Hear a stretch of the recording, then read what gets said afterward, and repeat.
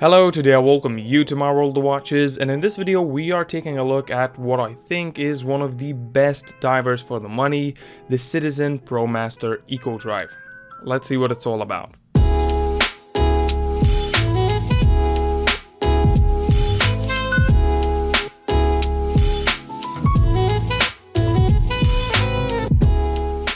So today we have a watch which style I probably love the most, and that is a dive watch. The design and overall purpose of this watch is very unique in my opinion, and even though probably none of us will use the full potential of this watch in diving, it is still very good to know that it can withstand such shocks and impact, unlike your average Daniel Wellington. The Citizen company is immensely respected in the world of watches, and this model is one of their most successful in their line because it not only perfectly fulfills its purpose but also looks very nice at the same time, and all of these things are naturally reflected in sales. I really like this watch. I think it would suit my collection very nicely. Maybe you have this idea too, so this video will help you decide. Let's flip the cameras and see what we have here. First of all, the box is very simple, grey on black. To be honest, nothing special. As I always say, the box will not be worn on the wrist. If you want to give this watch to someone, the packaging is good enough. There's an instructions manual, a warranty, in general, everything you need. As always, we will start with the measurements of the watch, since this is one of the most important things when choosing a watch. A watch that is too small looks ridiculous, and a watch that is too big can drag you to the bottom while swimming. The diameter of the watch case is 43mm, the lug-to-lug is almost 49mm, the thickness is 11.6, the lug width is 20mm, and this watch weighs 93 grams. This is how the watch looks on my 7-inch wrist. The diameter of the watch is really quite large, but dive-style watches are a little bit bigger. I won't worry about this, and personally this watch is extremely comfortable on my wrist, and after a few minutes I even forget that it's even there at all. The band contributes a lot to the comfort, which is what I want to talk about next. The band is made of simple rubber and has not only a beautiful but also a functional design. As you can see, many different holes. It is made so that the wrist can breathe, an extremely useful thing in the summer when the wrists get hot. Also, the inner part of the band has a pattern that softens the surface, and I noticed that the watch feels much nicer on wrist, and naturally the color of the buckle is coordinated with the color of the case as well. The back is very simple. It is a screw-on case back. Since the watch already has serious water resistance, you need exactly such a case back, and also we have a few writings. It just looks neat. Moving on to the case itself, I chose this particular color for a reason. It seems a bit more interesting to me than just a simple stainless steel color, although the material of the case of this watch is also stainless steel.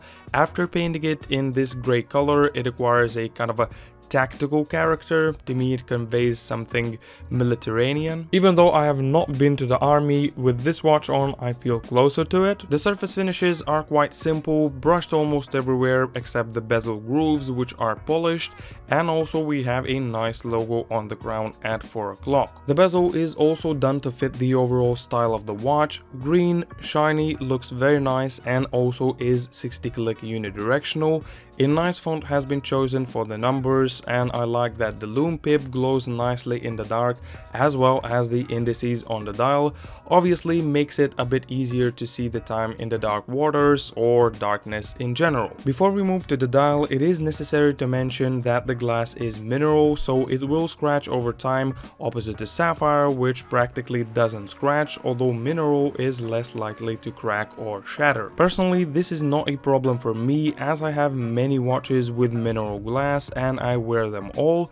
The battle scars just add character to the watch. And finally we come to the dial. We have a few writings, the company name on top, Eco Drive on the bottom, which we'll talk about shortly, and water resistance is also indicated. Next up are the indices, which not only look interesting but also are raised, not just printed on the dial, which adds some depth to the watch face itself. The hands are very simple but suitable for this design, and finally we have a date window at 4 o'clock.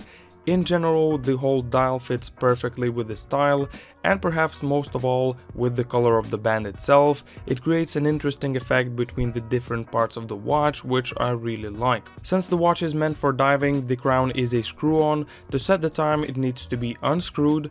Then the first position will allow you to set the date.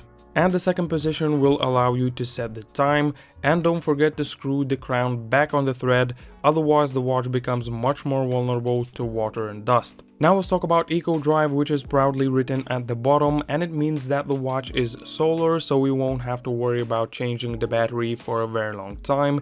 A fully charged watch will last for about 6 months, which is very impressive, and when it runs out of juice it will start ticking every 2 seconds instead of 1, thus indicating that charging is required. Personally, this is an extremely useful function for me, both in everyday wear and in critical situations as well. There is no need to worry that the watch will suddenly stop. The thing that I also want to talk about is the lume. Both the hands and the indices are perfectly visible in the dark. It is quite strong and it stays for a very long time, so even in the dark you should be able to see what time it is. Finally, we come to the negatives of this watch, which I found, and there are a few, insignificant, but it might be important for some of you. First of all, the bezel is not aligned with the rest of the dial. You can see that the triangle is not aligned even when it is set as it should be. The second thing is that the shades of the hands and the indices are somewhat different. The indices have a brighter shade of green, and as a watch connoisseur, this bothers me.